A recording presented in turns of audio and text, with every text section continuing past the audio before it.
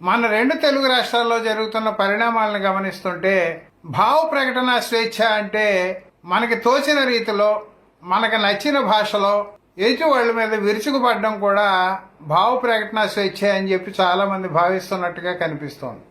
మరీ ముఖ్యంగా ఇటీవల కాలంలో చాలా మంది సామాన్య ప్రజలే కాకుండా సోషల్ మీడియా వేదికగా పోస్టులు పెట్టేవాళ్ళు, కామెంట్లు పెట్టేవాళ్ళు, యూట్యూబర్లుగా చలామణి అవుతున్న వాళ్ళు, రాజకీయాల్లో ప్రతిపక్షంలో ఉన్నవాళ్ళు, అధికార పక్షంలో ఉన్నవాళ్ళు అందరూ కూడా ఇటీవల కాలంలో సంస్కారవంతమైన భాషను మర్చిపోయారా అని చెప్పి అనుమానం కలుగుతోంది.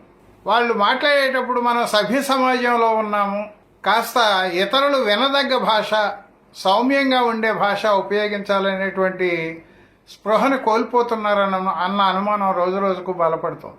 దీనికి ఏ ఒక్కరినో ప్రత్యేకంగా నిందించాల్సిన అవసరం లేదు. దాదాపు అనేక మంది ఈ తరహా వ్యక్తులు కనిపిస్తున్నారు. ఇప్పుడు మామూలు భాష మాట్లాడడం మర్చిపోయి చాన్నాళ్ళు అయింది.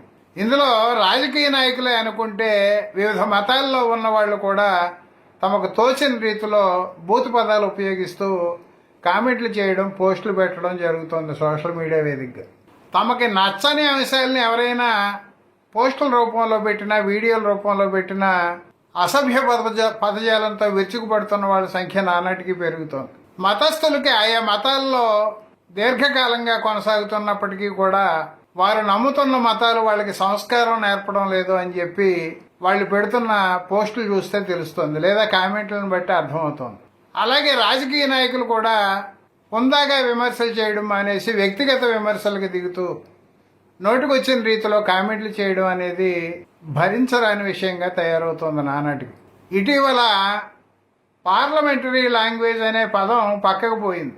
అన్పార్లమెంటరీ లాంగ్వేజే ప్రధాన భూమిక పోషిస్తోంది. ఎదుటి వ్యక్తిని విషయపరంగా విమర్శించాలంటే దానికి తగ్గ భాష మన దగ్గర ఉంది. బూతులు తిడితేనో హేళన చేస్తేనో విమర్శించినట్టు కాదు. మనం విమర్శ చేయాలి అంటే హుందాగా ఉండాలి. మన విమర్శ చేశాము అంటే అది విషయపరంగానే ఉండాలి తప్ప ప్రత్యేకించి ఏ వ్యక్తిని నిందించేటట్టో, హేళన చేసేటట్టో, కించపరిచేటట్టో ఉండకూడదు. ఈ కనీస విషయాన్ని కూడా మర్చిపోయి ఇటీవల కాలంలో చాలా మంది అన్పార్లమెంటరీ లాంగ్వేజ్లో ఉపన్యాసాలు దంచుతున్నారు, పోస్టులు పెడుతున్నారు, కామెంట్లు పెడుతున్నారు. ఇటీవల చెప్పుతో కొడతాను, పందిలాగా ఉన్నావు, కోస్తే 2 ఊర్లకి సరిపోతావు, తొక్కిపెట్టి నారదీస్తాను, నా జోలికి వస్తే నేనేంటో చూపెడతాను, పంది, లుచ్చ, బచ్చ, లిల్లి పుట్టు ఇలాంటి పదాలని విచ్చలవిడిగా వాడడమే కాకుండా ఇంట్లో ఉన్న ఆడవాళ్ళని కూడా బయటికి లాక్కొచ్చి సంస్కారం లేని రీతిలో వాళ్ళ మీద కామెంట్లు చేయడం జరుగుతుంది. అసలు మనం ఏ యుగంలో జీవిస్తున్నాము, నాగరికులకమై ఎంత దూరం మనం ప్రయాణం చేసి వచ్చాము ఆటవిక యుగం నుంచి అన్న విషయాన్ని చాలామంది మర్చిపోతున్నారేమో అని చెప్పి రోజు రోజుకు అనుమానం బలపడుతుంది. మరీ బాధాకరమైన విషయం ఏమిటంటే దేశమంతా గర్వించదగిన అంబేద్కర్ లాంటి మేధావుల్ని సైతం వివాదాల్లోకి రాగే రీతిలో, ఆయన పరువు తీసే రీతిలో, ఆయన గొప్పతనాన్ని తగ్గించే రీతిలో ఆయన్ని వ్యతిరేకించే వాళ్ళు, ఆయన నెత్తిన పెట్టుకుని ఊరేగుతున్న వాళ్ళు కూడా సంస్కారం మర్చి కామెంట్లు చేస్తున్నారు. మీ ఉద్యమాలు అధికారం కోసమో లేదంటే నలుగురిలో గుర్తింపు పొందడం కోసమో అయితే దయచేసి అందులోకి అంబేద్కర్ని లాక్కండి. సమాజాన్ని మీరు ఏదైనా సంస్కరించదలిస్తే అంబేద్కర్ చెప్పిన బాటని అనుసరించండి. అంతే తప్ప ప్రతిదానికి అంబేద్కర్ని తీసుకొచ్చి మేము అంబేద్కర్ రైట్లో అంటూ నోటుకొచ్చిన రీతిలో అవతల వాళ్ళని కామెంట్లు చేయడం వల్ల అంబేద్కర్ పరువు కూడా పోయేటువంటి ప్రమాదం ఉంది. ఇప్పటికే ఈ దేశంలో కొన్ని వర్గాల వాళ్ళు అంబేద్కర్ మీద విషం జిమ్ముతున్నారు. పాత తరం స్వాతంత్ర పోరాట యోధుల మీద విషం జిమ్ముతున్నారు.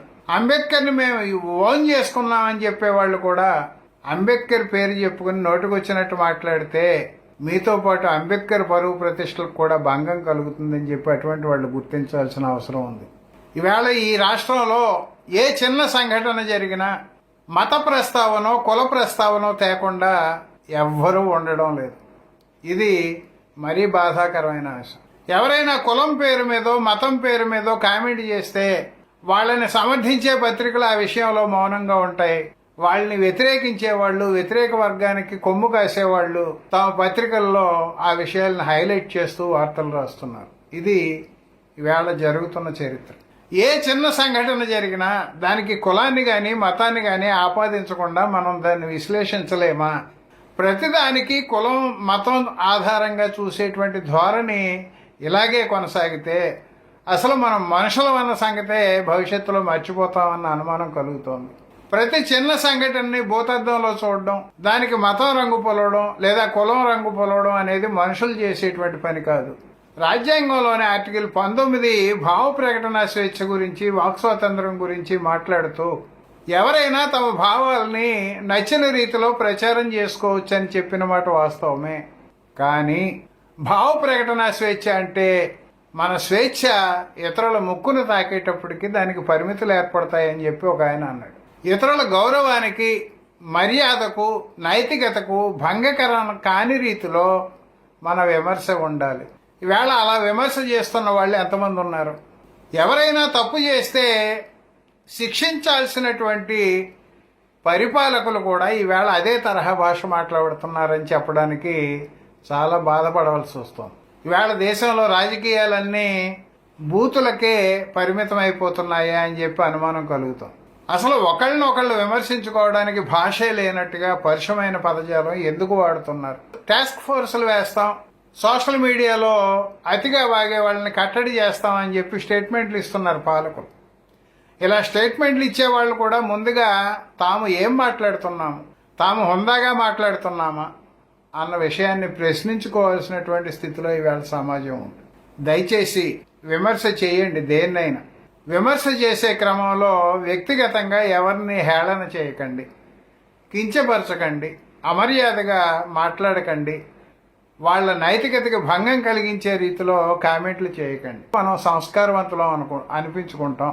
లేకుంటే మనం ఇంకా ఆటవిక సమాజం నుంచి నాగరిక సమాజంలోకి అడుగు పెట్టలేదేమో అని చెప్పి భావించాల్సిన దుస్థితి ఏర్పడుతుంది.